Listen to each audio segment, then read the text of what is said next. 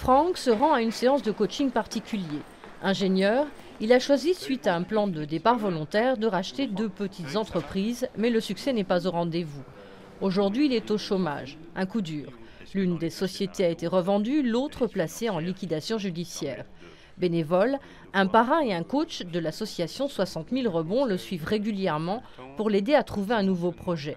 Un soutien d'abord psychologique. Verbaliser déjà sur son échec, c'est pas forcément évident. On le fait pas forcément avec des amis, on le fait pas forcément avec sa compagne ou son compagnon. Et donc c'est un espace de liberté qui permet à l'entrepreneur en rebond d'exprimer peut-être quelque chose qu'il n'a pas forcément à exprimer par ailleurs.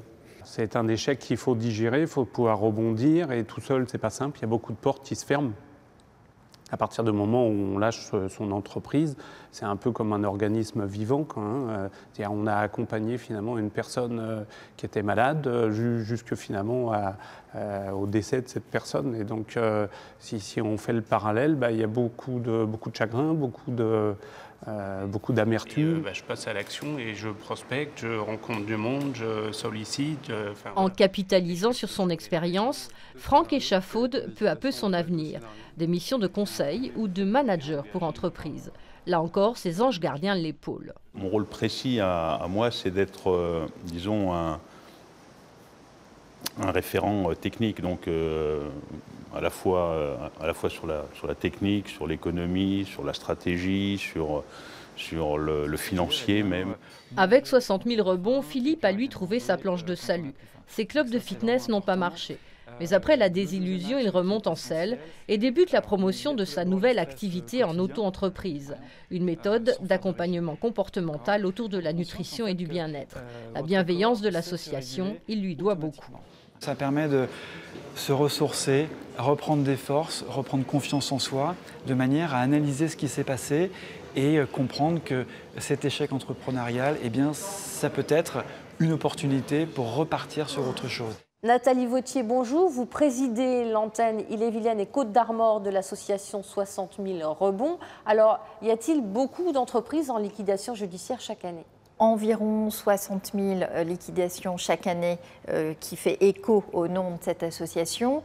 Mais quand même, la note positive, c'est que ce chiffre tend à baisser. L'année dernière, nous étions à peu près à 56 000 liquidations. Pour quelles raisons les chefs d'entreprise échouent-ils ?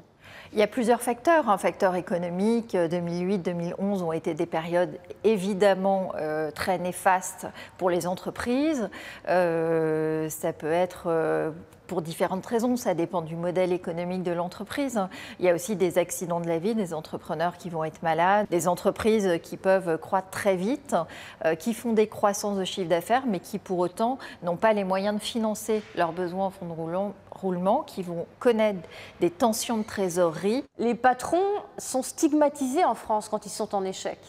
Aux États-Unis, il faut construire une entreprise très vite et si elle ne fonctionne pas, il faut qu'elle meure très vite. En France, lorsque vous rencontrez des difficultés, le dépôt de bilan va être très très long. Le chef d'entreprise rentre dans une très grande souffrance, dans une très grande solitude. N'oublions pas qu'aujourd'hui, il y a un chef d'entreprise tous les 3 jours qui met fin à sa vie de par ses difficultés financières. Vous proposez des conseils en plus, en complément de l'accompagnement coach-parrain ?